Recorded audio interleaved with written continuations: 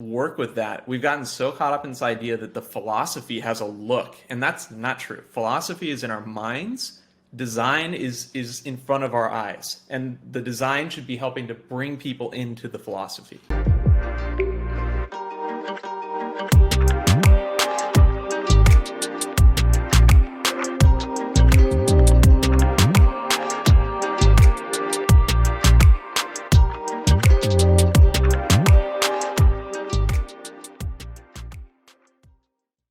What is going on, everybody? Welcome back to my YouTube channel.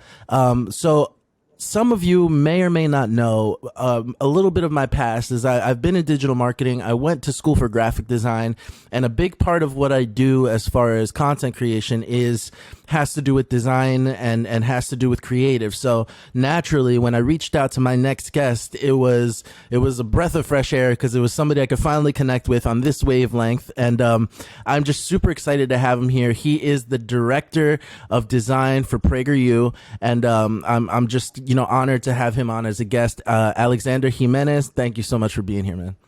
Thank you very much. Happy to be here. Yeah, so one of the things that I think we connected on was just this need to, I guess, find an answer for why there's not necessarily a lot of creativity on the conservative side of politics, right? Where we did a little clubhouse event and we discussed, the left is all this brilliant marketing, they're in entertainment, they're in all of these things. What do you think is kind of the macro issue that's at stake here, just from your experiences and your time at PragerU? What are you seeing that maybe we're missing? Okay, well, I think it's a twofold thing. On the one hand, leftism and progressive ideas are just totally dominant in art schools and design programs. So there's that natural tendency that if you go to a design program, like 9 out of 10 students are probably going to want to go do left-wing causes and things like that, or they're not going to want to work for a conservative company or anything really pro-American. And there are the second half of that is that there are so many opportunities in our culture right now for someone with a progressive mindset. So it's basically, if you want to be a designer and get a job, you've got to go work for some kind of a progressive organization, or you're going to be doing a lot of passion projects that have that type of motivation behind them. Right. And I think that on the conservative side, for a long time, and it's starting to change, which is really nice, there's been this mindset that, well, we have the better ideas, we have the better facts, we have the better arguments, therefore we don't need to illustrate or embellish them or sell them to people. They'll just hear it and it'll dawn upon them how wrong they've been. And it's definitely not true. You're competing with like this juggernaut of creativity on the other side, making horrible ideas look amazing, and you have to fight back with the same level of passion and creativity. Yeah, you hit the nail on the head. They're taking bad ideas and making them look incredibly sexy and appealing, and like you want to buy into them. And that to me is one of the bigger reasons why I thought that maybe my talent or my skills, whatever you want to call it, my craft, is better used here on the conservative side or with conservative politics, because not only is it more truthful and authentic and coming from a more real place, but at the same time, it's more needed. So if somebody is like a creative and they happen to be a conservative, a lot of times what happens is they're scared to kind of come out about that. They're scared to talk about those things because maybe they won't get into FIT or SVA or something. Maybe they won't get the internship in Hollywood. But in my opinion, what I'm seeing is there's kind of a new side of the industry that's being created with people like you guys at PragerU or Daily Wire and stuff like that, creating a new infrastructure for designers and for creatives where they can utilize them for their talents and create all of this amazing stuff that ultimately is centered around the core message of conservatism.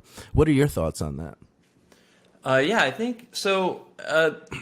Definitely, if you start with like PragerU, for example, one of the things that I have, really loved when I started working at PragerU was that a lot of value was put on design. Right. And you can I think tell whether it shows. Sorry? It shows.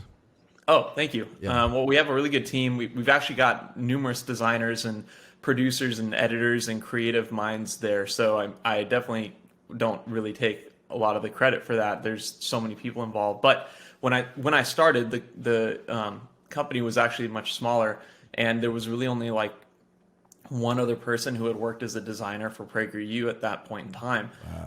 And so whether it was through instinct or foresight, I'm not totally sure. On behalf of, like our CEO and our head of marketing, and like Dennis and the founders of the company, they have been very design led, which is a term that when I read creative directors from like Adobe or design luminaries like Chris Do or any of these people, they talk about there should be like design led companies. And for whatever reason, PragerU tapped into that early on. And I think it gave us a big like advantage in this kind of cultural battle. And other places, other teams, I think are picking up on it. They're starting to like realize it's important. And I'm not going to say we can take all the credit, but I hope we can take a little bit of the credit, Yeah, no, that's such a great point, with people like Christo and, all of these kind of, juggernauts of the design world, really. That is one of their main points, is like, you have to start with the design in mind and you have to kind of reverse engineer from there, because that's what people are seeing first, right? Like they might just see a clip on Instagram or on YouTube or whatever of somebody's face and the quality might be poor. If the audio is bad or if there's not good composition on the video, people aren't necessarily, they're not going to internalize it necessarily, but they're not going to stay for long. And I think when you lead with like, all right, how can we package this in a really unique way and also make it look very high quality, people appreciate it and they're more willing to do everything. Donate, they're more willing to subscribe, they're more willing to, just be a part of that. I want to talk about some trends in the design world as far as conservatism goes with you, because I think having your opinion on that stuff Sure. should be really valuable. Memes. Memes, okay. Well, I'm not super tuned into meme culture. My brother-in-law is a bit younger than me, and so every time that we are hanging out, he kind of like pokes fun at me about how I don't know like my memes and whatnot. But memes are an interesting thing, because when you're talking about design, I think we all assume that means a lot of pretty pictures or beautiful colors and fonts and things like that. But design is really like, it's a problem solving thing. And a lot of memes, just from an aesthetic perspective, are like, they're total garbage. The look of them is just horrendous, right? Yeah. But they achieve this purpose, which is that through humor and some kind of clever combination, they are conveying this message. And the fact that they do it predominantly with humor is really important, because there's this whole issue of humor comedy's dying because of the left.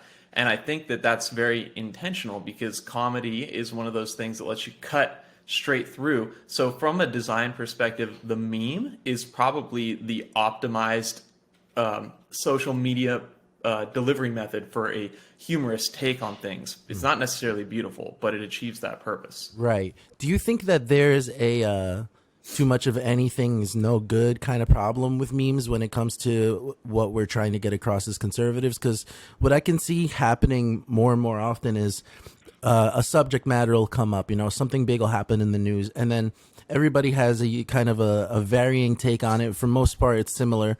But then the memes get shared so much that it almost loses its initial appeal of like, whereas a comedy meme would just kind of make you chuckle every time or whatever, or it'll get old and repurposed and it'll constantly be made new.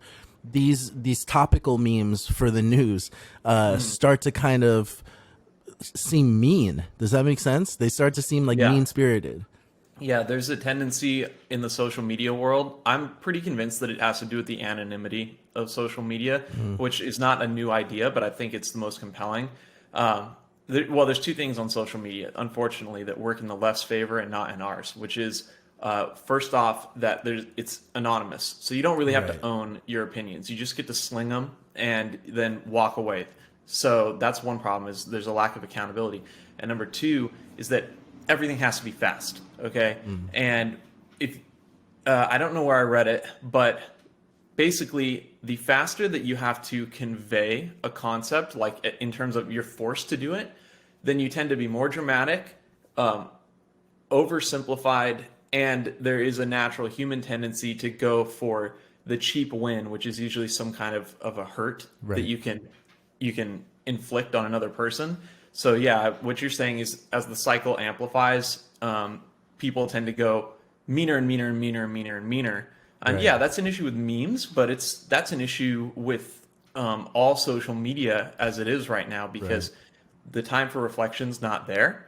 So people don't sit back and say, could I have adjusted my tone, right? So you're gonna have that issue. I don't think it's just memes. I think it's a social media problem. That's a good point. I tend to see that a lot with, in particular, Twitter, but also definitely Instagram memes and Reels. I see that a lot with, right, with Reels or TikToks, whatever you want to call whatever, depending on the platform, where you amplify, I guess the hot take is what they call it now, because if not, you just don't get the traction, you don't get the attention. How do you balance trying not to necessarily come from a mean-spirited place and educate people while also gaining all of that, I guess, attention or engagement as far as social media goes? I know we're talking more about design than we're talking about engagement in social media, but I think they definitely intersect. Well, they're obviously related, because engagement is like, these are the performance metrics that you're shooting for when you're designing content. So just a word of advice to designers who are of a conservative mindset: when you guys are making your content, you should really be aiming at certain types of performance results, whether that's reach, views, likes, shares, or even saves. I talk with my wife. I'm just going to give you a little tangent. It's very funny. My wife is the managing editor for EV magazine, and they're very pro traditional. They're teaching women how to they don't have to be like radically feminist in order to have a fulfilling life and things like that. But they do article topics that cover things like sexual relationships and whatnot. And one of the funnier things is they'll post them and they'll be like, man, these didn't get as many likes as a lot of our posts. But then they open the metrics, and you see that like they have outlandish like saves. So you realize, there's a lot of people liked this article. They didn't want other people to know, so they saved it. So That's interesting. You definitely have to like look at these type of metrics. But anyway, so you're saying if aim it for a comes down to your specific tone- metric. Sorry? You're saying aim for a specific metric, not necessarily like, I just want this to go viral, which is the common phrase, And I hear that a lot from influencers and stuff like that are conservatives. Like, can you make this post go viral? And they'll share it with everybody in their DMs or whatever. So you're saying aim for a specific one of those. Well, there are some people who, like, everything they post is just a slam dunk, right? They've become like a culture figure. Right. So that's like where you have Candace Owens or you have like like Will Witt is becoming one of those people, and PragerU just hired Amla Epinobi, and she's like everything that they post does really well because they've established that cultural presence where people just want to know what they have to say on an issue, and it's an instant hit. But if you're not one of those people, you should be thinking about looking at the metrics and aiming for them. So like when I'm posting right now, one of the things that I'm trying to do is get people to sign up to like my newsletter because I like to write, but these platforms are not the correct place for long form writing and things like that. So I want people to go sign up for my newsletter on my website and things like that. Right. But your goals might be different. I think back to the original question was, how do you balance your tone with things like engagement? And the instinct is, if I'm mean and aggressive, then I might make a splash and it's going to go viral, right? So your question was like, how do I moderate that? And my answer is, you should kind of treat yourself like a brand, like a company that has a predefined voice. And you have a tone that you take on different platforms and with different topics. And you should stick to those things, and you should be judicious about what you say. I'm not the best at this, by the way. Like, I it's a human failing, but I'm saying that is the advice I try to take myself, and it's not easy, but I think it is what someone has to keep in mind. Yeah, you're absolutely right. I mean, it reminds me of, back in the day when I was obsessed with Gary Vee. Like he talks about it similarly. Make your personal brand an actual brand. Treat it like it's a corporate brand, and decide what your voice is going to be. One of the struggles that I have, I think that's one of my main struggles, is I want to do like a really hot take on a specific issue, but then the next issue that comes up, I just want to treat it like a joke and I want to make fun of it, and so then people are like, wait, is he serious, is he not? And that is kind of like the struggle for me. But I totally agree. I think people need to they need to know what they're coming to you for, right? Like they have to come to you for a specific reason, a specific tone.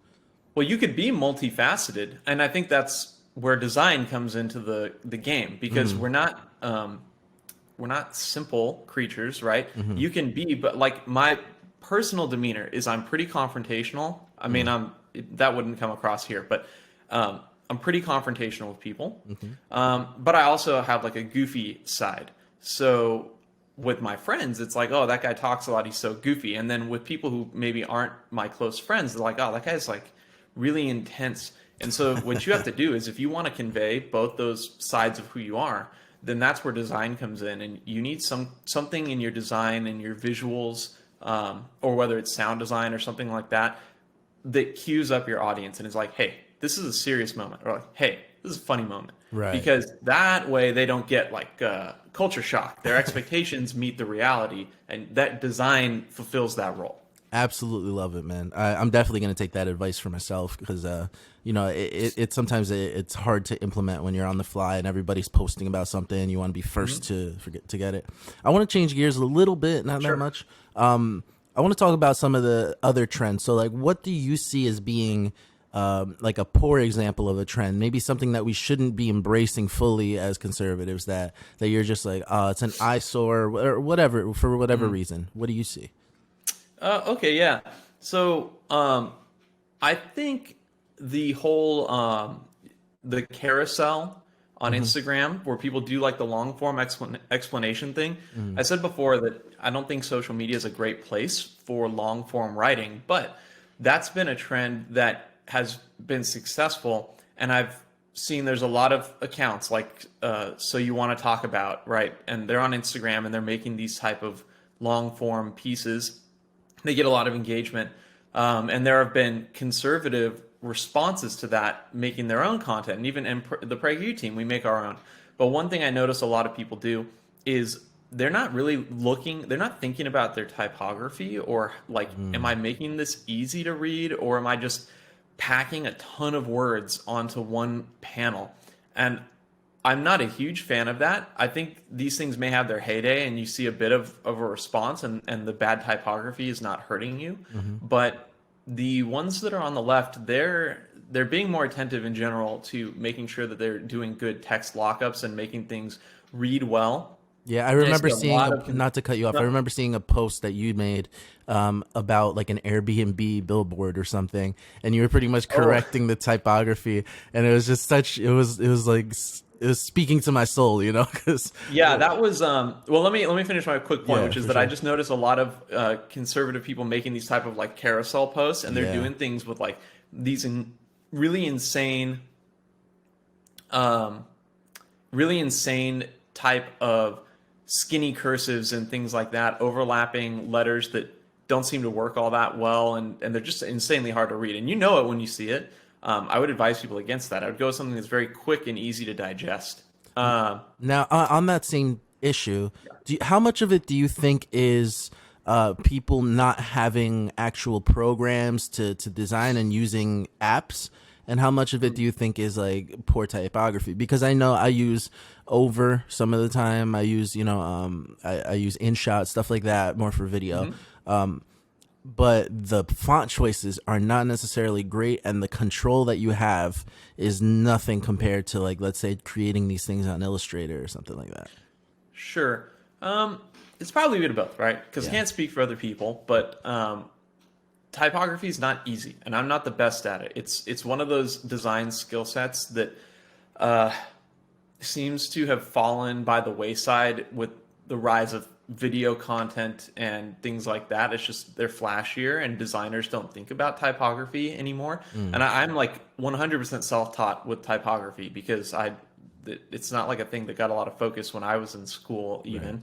But there are programs, and so I wouldn't I wouldn't blame the programs for that. Uh, there are free programs like Canva, which they already have preset typographical lockups that are pretty nice, and they even have really fine controls. Like you can adjust kerning and you can adjust leading, which for the audience, kerning's like the spacing between the letters, leading's the spacing between the lines. And you can do different alignment and things like that. And they have many, many more typeface choices. The other thing, though, is that you don't need to have a fantastic typeface to do nice typography. Like you could do nice typography with Times New Roman, even though I wouldn't do it for PragerU, but you can do it. And you can do nice typography with, almost all of our designs use a typeface called Roboto or a typeface called Anton. Oh yeah, Roboto's a free font, right? Uh-huh. Yeah. And it has a lot of families. You can it's also in Adobe, and so obviously we're using Adobe fonts, but there a lot of great fonts are available for free, and so I wouldn't use that as it's like blaming your tools. I wouldn't blame the tools. Right. I would say go study up some typography. And when I did like the Prager Force takeover a couple days ago, I think it was last week, I did like this whole thing about if you're feeling stumped about how you lay out your text, like just establish some rules of thumb. If I do left aligned text, then I'm going to keep it to the left side of the frame. If I do right aligned text, I'm going to keep it to the right side. And I'm not going to do that as much because people don't usually read right to left. And if I do a center aligned, then I'll either align it on the middle axis or like the 1/3 or the 2/3. And if you establish those kinds of rules of thumbs for yourself, then you're going to be all right. Your designs are typically going to look pretty good and you're not going to be too stumped. I'm just saying I see a lot of people doing like really outlandish stuff with text, and it signals that they're trying to be artsy, but they're not really sure how to pull back and just do the right amount. Yeah, I think that's a great point to make to, let's say, an influencer or a content creator that's not necessarily design driven. It's okay to be boring with your typography. It's okay to be simple and plain with it because people will be able to read it and relate to the words you're actually typing. I do feel like sometimes people who they've gotten, let's say, a lot of exposure kind of out of nowhere. Maybe they wanted it or didn't, but they're not designers. They're politically minded people, right?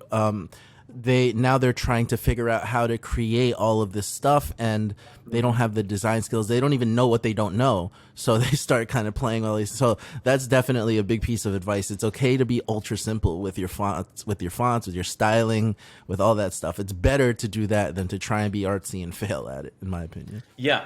And to be, if you're consistent about it, post after post, it becomes part of your identity, right? So I think that's the other side of the coin. Just I see people, they do something crazy one post, and they do a different kind of weird, crazy thing on the next post, and then yet another one on the following post. And there are some people that do a really good job with that, but I've just noticed a lot of conservative designers they're going too wild, I think, to the point that it's like, I can't read this, man. I literally can't read what you put on here. That's a problem. So when you say going too wild, because now I'm feeling convicted. Are you talking about, let's say, like colorways and like the way the colors are laid out? Are you talking about, let's say, when people are in reels and the words are popping up and that kind of what exactly? Okay. What medium? Yeah. So I'm going to take the thing about Reels. Reels, TikTok, I'm going to set those aside for a minute because I have a different thought on those type of things. Okay. I'm talking like where people take, for example, really, really dramatic type of script fonts that look like they were done in this really fine tipped quill, and the words have big crazy loops in them. So that, and then they'll take something like that, which is really, really meant to be one big bold word headline, like one bold word. That type of a typeface would work. And then what they'll do is they'll make it really small, and they'll put like a paragraph of content in that typeface, and all these loops are overlapping with the words and the lines below them. And it doesn't come across well. I think the idea is that they want it to look like constitutional type of script, back when everyone was trained to do fine. It's not even cursive, like it's fine. It's almost like they wrote in calligraphy, essentially. Calligraphically, yeah. but it's not, that effect's not being achieved because you can't really achieve that effect with a pre-designed font. You just need to go hire a lettering artist and they'll do a good job with something like that. But it's not something that it's a point and click. Right. But people are doing it, and I don't think it works. Right. So I want to talk about the good trends, and then let's get into Reels and TikTok because that's super interesting to me. Okay, yeah. Good trends. Okay, this is like gonna be blasphemy, but because it's not necessarily promoting my own company, but I think Poplitics is actually like they have a wild color scheme for sure, but it's totally right for what they do. However, I think that they are crushing it when it comes to how they have adopted new formats and like doing the double screen thing on the Instagram posts and what they basically tapped into something like you mentioned Gary Vee before. Gary Vee, who I don't know what his political, perspectives are or anything like that. I mean, he can't possibly like communism because he came from communist Russia. So. Yeah, look, he's a mixed bag, I think, but that's okay. His team does they have a pretty lowbrow like design style. They almost want you to think that there's no design in this. I just slapped the font on there, and then there it was. But they do all kinds of crazy things like switching up frames, making multiple views on the camera. Then there's like this random animated bit. Oh, now there's like a cartoon stick or whatever. It's super, super engaging. And they have this intentional style to make it not look insanely polished. Right. Well, I think Poplitics has picked up on that a little bit, and they've got a whole brand. It's like based on these 90s, and early 2000s, like teen girls magazines. Yeah. It reminds me of, Teen Magazine or even MTV back in the day in the 90s. There is, my wife would know, but they're literally modeling it after a particular line of magazines that were apparently really popular with teenage girls in like the 2000s. They nailed it. It's perfect. So I think they're crushing it. It's really good. I'm gonna also say that I like the stuff the Daily Wire's been doing too, with their YouTube content and things like that. I think a lot of they're doing a show called Office Hours now with Georgia Howe, where she interviews PragerU presenters. So like every Monday, whatever 5-minute video was released, that presenter is getting interviewed by Daily Wire. And so I've been watching those, and I like their approach. They kind of have done some slick music choices and stylings to that show, and they did something that was really strange, I thought, but it's kind of cool, which is like she's interviewing the person, and so it cuts back and forth between them, obviously, but she's actually like interviewing them, and they're up on this big screen TV, so they have a third camera angle, which is like this like roving camera that goes from behind Georgia, so that it's like you see her in the foreground, and then you see the TV, this huge TV screen. Oh wow! And the person's talking on it, and it's like it's sort of like breaking the fourth wall. Okay, it's just kind of cool. I like that a lot. It's reminding you that it's not necessarily in person, but it's still well produced. Absolutely. Yeah. No, I totally agree. And Poplitics has been, for me, it's brought me kind of so much hope for the creative side of this movement, because like you said, it is so bright and vivid, and it looks like you just changed the name. You could drop it on E-Entertainment on the Instagram, and it would fit right in. So it's great that way. Let me throw two more. Yeah, please. All right. So 2 more good trends. First off, if people don't know Conservative Creator on Instagram, she's like leading this drive for just literally conservative artwork, which I appreciate that a lot. She was on the Clubhouse with us, right? Yeah, she was on the Clubhouse, and she's got like a huge following, and she's like a really good artist. She does these vector graphics, and I think she's doing something that's unique and it's developing a trend now, but I think she was like the vanguard of it, which is just kind of retro looking art for this. It's just for the sake of being art, but then she like works in with like type or things like that, some kind of a pro-American or conservative message.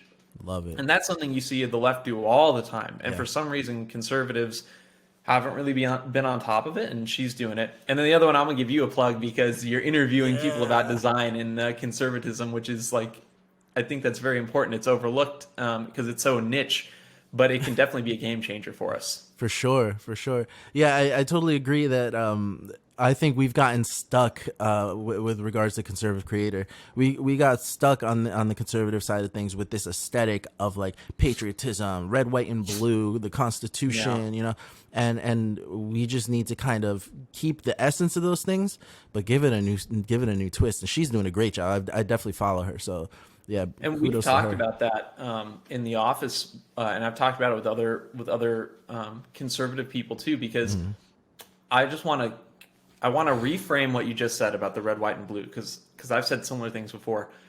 People take that as meaning you want to give up on like the red, white, and blue and all that. Yeah. And it's not really what it means. What we're trying to say is that because of the left's dominance in culture, they have painted red, white, and blue, patriotism, pro-American, stars and stripes, all that in such a negative light that we are at this point where when you put that right in front of someone, you know, first look, they are inclined to like draw back from it, which is really horrible. Yeah. And the idea that we would not broaden our methods and our approach aesthetically to be something that is more appealing, that hasn't been vilified, in order to draw those people in, and then say, hey, like the red, white, and blue is like, all right, dude, it's actually really good. Right.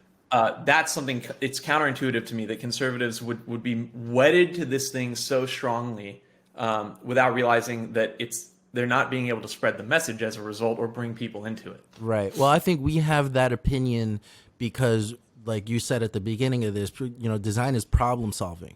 We have to find a way to gain the attention of people that would normally never give time of day to a PragerU video or to a conservative podcast. And one of those ways is branding and making sure that we're not putting, you know, the MAGA hat in the front of our thing and, you know, putting, you know, Trump flags or everything in the background so that people are just turned off instantly. I do have my little MAGA hat there, but it's okay. Well, that works for like a certain audience. The point is know your audience. Right. And so if Absolutely. if you're building support for your base, by all means, go for it. But if you're trying to reach people who you know have been indoctrinated or have been given messaging of a certain type, then you need to adapt your messaging and your look. You know, you almost have to like Saul Alinsky them. You got to slide in there like, yeah, I'm one of you, but like, hey, come over here. I'm going to show you this better thing. Yeah. I think a notable mention as far as the aesthetics of, let's say, a podcast goes or even production value, I can't not mention Steven Crowder. I just think like it's such top level production for somebody that's just literally on his own with his team that he built. And, you know, the skits that they do, you can tell the amount of time that goes into these things. And like, I really love that he's done such a good job at this that like most people that I know, they were red pilled by Steven Crowder, you know, like that's what essentially brought them in. And he is a little over the top sometimes. He's a little wild, but you know, you just got to admire, like, it looks like a real TV show. Like it looks like, and he's one of those people, like we talked about comedy versus being serious before, that you know when you're watching a Steven Crowder comedy thing, and you know when you're watching Steven Crowder doing a serious statement. Right. So he's branded that well, and he's definitely got a vibe. Like I wouldn't advise other conservatives to go with like the brick wall neon sign thing, because Crowder's locked that down. Whenever I see other people doing that, I'm like, why are you copying Steven Crowder? Like, that's his thing. Do your own thing. I like, by the way, your intro for your show is dope. I like it a lot. Thank you. I actually got it from Clay Design. So it's somebody that reached out to me after our Clubhouse thing. So yeah, it's awesome. super cool. Thank you, man. Yeah, I made sure like one of the main aesthetics I want to go with, and I'll talk this out with you because, you know, we can, and, you know, appreciate it. I want to go with like a mix of this grunge kind of 90s thing, because like you see, I play guitar, you know, I play guitar in church and stuff, but like I love rock and roll, you know, and that's my thing. I want to incorporate that. I want to blend that with like, you know, Christian imagery, you know, stuff like that, and just really create this unique thing that I don't feel like I've seen yet. You know, just really gritty, but at the same time kind of like epic and holy because of the Christian imagery. It looks really good, and I think that it's funny because one of our designers at PragerU, he's got like a very '90s grunge aesthetic, Oh, and then nice. um, people will like they'll put down grunge, and he'll be like, "What are you saying?" And then he like gets all intense, and there's all these styles, aesthetics, and whatnot. They're methods for reaching people because. Let me put it this way, okay? This is a hot take, all right? This is for the TikTok. That's what this is for. Yeah, yeah. People will say in relationships that you shouldn't judge people by their looks. But the truth of the matter is that when you're out in the dating world, almost the very first thing you know about a person is their look and whether you like it or not and whether they're attractive to you. Okay? That is why our look and the way we present ourselves is important when we're out and about with other people and trying to attract certain kinds of attention, because people have to judge you by your look first. And if your look is the right thing to capture their attention and draw them in, they get to know you better. So when I'm talking to conservatives and they say, "Oh, this look isn't conservative," like you could be conservative and be emo, okay? Yeah. You can be conservative and be like a flower child, Yeah. all right? Absolutely. The point is that if that is your vibe, okay, and you can reach people with it, like the people you understand, like you're a punk rock, grunge, 90s, whatever, and you're going to reach people with that and they're going to know, hey, like this guy's vibe is like my vibe. I want to know more. Then you should just work with that. We've gotten so caught up in this idea that the philosophy has a look, and that's not true. Philosophy is in our minds. Design is in front of our eyes, and the design should be helping to bring people into the philosophy. I freaking love that, man. That's definitely getting clipped out and put on my Instagram just to let you know.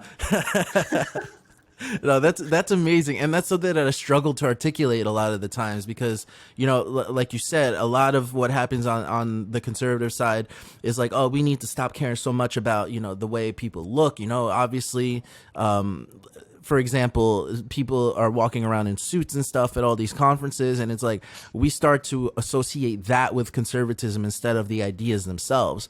And it's just like it goes the same with design. It's like, well, if there's not an American flag in the background, then obviously he doesn't love America. It's like, no, maybe that's just not my look. Right. That's not my appeal. So yeah, I 100% agree. Now that I'm sorry, go ahead. Yeah. No. Well, the last thing is I think your point about the suits and ties and everything, conservatives have done a lot of damage to the movement over the last few years by basically constantly wanting to do this whole like I'm a young politician type of look because like it doesn't even make sense to me because we're not big on government and that you have to be a politician to solve issues or do good things in the world. Yet every single person who decides they're going to be some kind of a conservative figure or up and coming whatever, they're like, well, now it's time for me to don my young Republican outfit, and like that's not really the thing you got to do. Right, the navy blue suit with the red tie. You know what I mean? Yeah. Oh yeah, I 100% agree. I never thought of that. It's like, of course it feels good to say like I love America, so let me dress up to the nines. Put on my navy blue suit with my red tie and really like represent. But then, like you said, it's really like, well, you're only 20, you're 21, like why are you wearing a suit and trying to be a politician? There are contexts where that is right. Of course. Obviously that type of outfit shows respect for whatever you're up to. Right. And so you wouldn't show up at like a serious conference event looking really drab, but at the same time, like your image can't be dominated by that look if you're trying to reach people who that type of thing is like completely not what they're up to. It's the fastest way to push them off. That's so true, man. That's so true. I want to jump now into what we were saying before, Reels and TikTok. I know I know you wanted to separate that. So can you unpack that for me?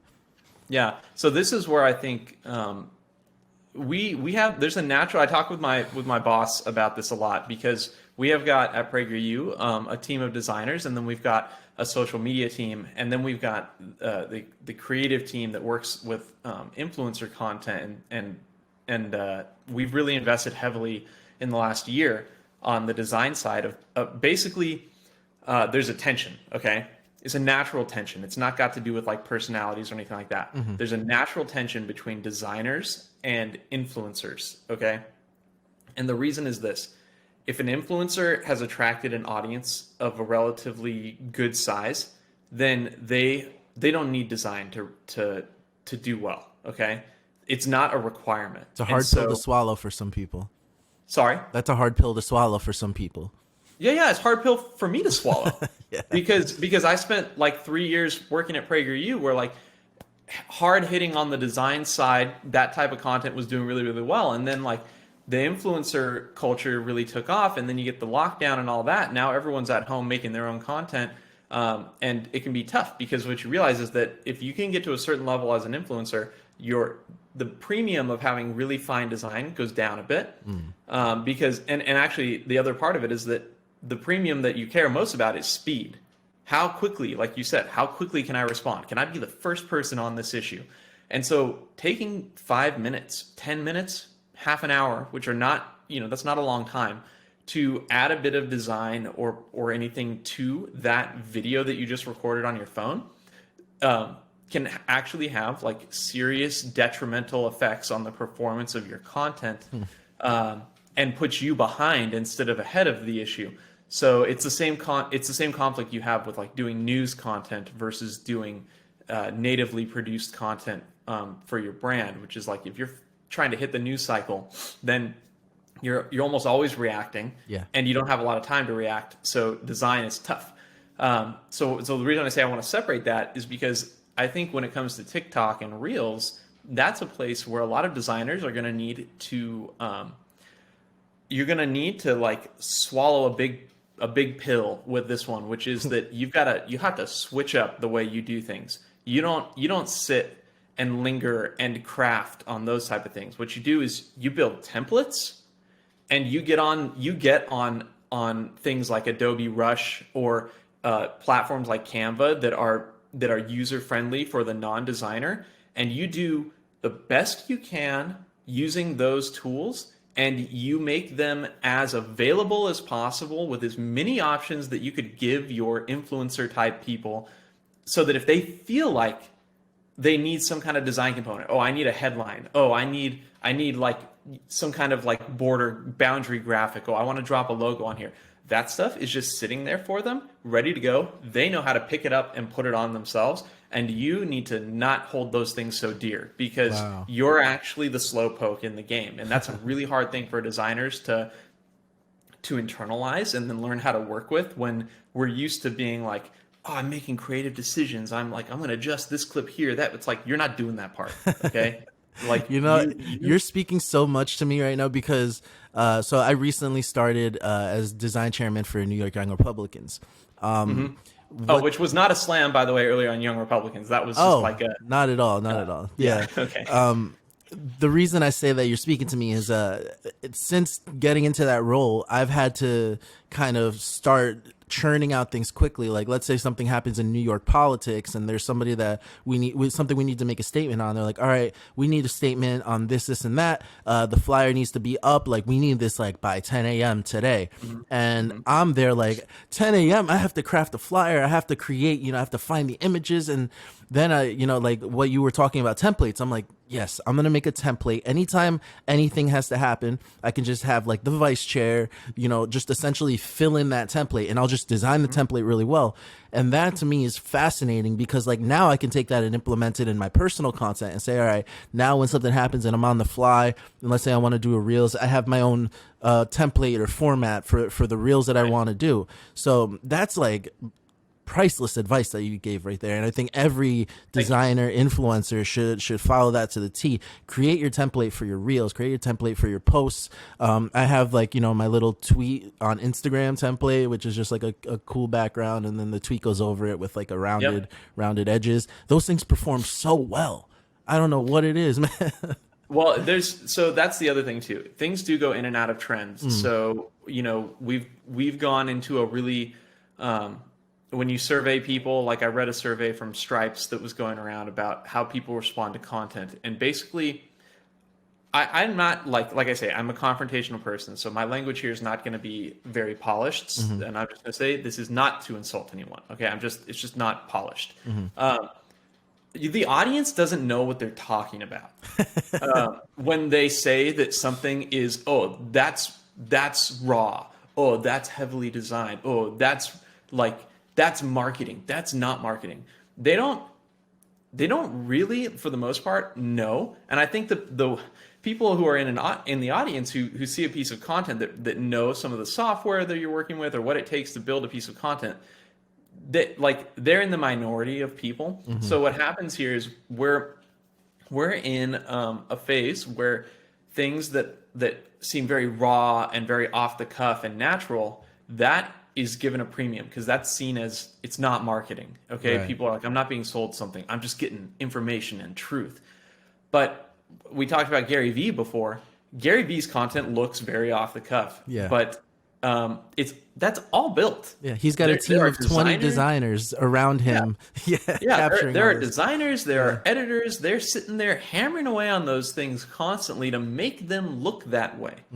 And what happens, like with PragerU content in my team, is the stuff that looks most designed, it typically is like the fastest to make because that's where we've had this template and whatnot. I see. But as this stuff has changed, we've got to adjust our templates too and start, okay, we don't want to sit there and take an hour to build every single post that we're making to have this look. We've got to establish what that look's going to be, template that, and now we can do it quickly again. Right. And we're just in that phase right now where maybe design's coming back in, like you said. You put the design behind the tweet screenshot, and it performs well. Maybe people are starting to appreciate that design component again, and that'll go through a whole bubble, and then it'll go back down again, and then it'll come back up. Yeah. No, 100%. I love that. I love that these things are coming to light because I think it's important. There's so many conservative influencers, and I don't think that they have any resources for this kind of stuff. So it's really cool to hear, especially from somebody that's doing the work that you're doing. It's really awesome. I want to kind of give you the floor to talk about your newsletter. I know that's important to you, to talk about the things that you're doing with PragerU. Make sure that you have the time to plug and also where people can find you and all that. Floor is yours. Okay, right on. Well, first off, thank you for having me on here for your podcast, it's super fun. And I love talking about these things. There's, I got people at work to talk about, but outside of that, not so much. And my whole thing working at PragerU doing design content is I really want there to be a strong pro-American design movement that can counteract this like century of leftism in design. And I know that there are designers out there because they message me every week on Instagram when I post something. And I know they're involved in groups where everyone thinks that they're all leftists in this design groups and things like that. But then you find out, oh my God, like, you're conservative. Why don't you ever say anything? And they're afraid. Yeah. So I'm trying to inspire designers. Like, you can be brave about your values. You can use your talent and skills to promote these things. And I think that's kind of like part of this unspoken mission I have with PragerU with our content is to inspire more of that. And it is definitely the mission with my newsletter, which is a pretty new thing. And I like to write about all of these political and cultural issues, but I also like to bring design into them. So look, if people want to subscribe to that, they can go to my website, which is alexjimenezdesign.com, and they can hit the little subscribe button. And then I send the newsletter out every week, Monday or Sunday. And I really enjoy writing about these things. So if people like this conversation, I would say, first off, you should be following PragerU, and you should be following all of PragerU's different, influencers and our platforms, and subscribing to our website, because you will be able to see where these type of ideas are being applied in the real world. And then if you want my more personal thoughts on these type of things, then you subscribe to my newsletter. And you can follow me on Instagram at Alex Jimenez Design, Twitter, A Jimenez Design. Yeah, and I'll add to that. Definitely give them a follow on Instagram because the designs on there are great. You're going to see some awesome stuff that you wouldn't really see anywhere else. So definitely give them a follow, for inspiration and for all that kind of stuff. I'd love to have you back on and talk more philosophically about the things, postmodernism and stuff like that. So you're always welcome to come back on. Great. But yeah, I'm excited to post this, and it's been refreshing to talk design on my podcast. So thanks so much for being here, man. Thank you too, and good luck with everything. You're doing awesome work. Thank you. I can't wait to see this come out. Awesome. Stick around. I'm gonna stop recording.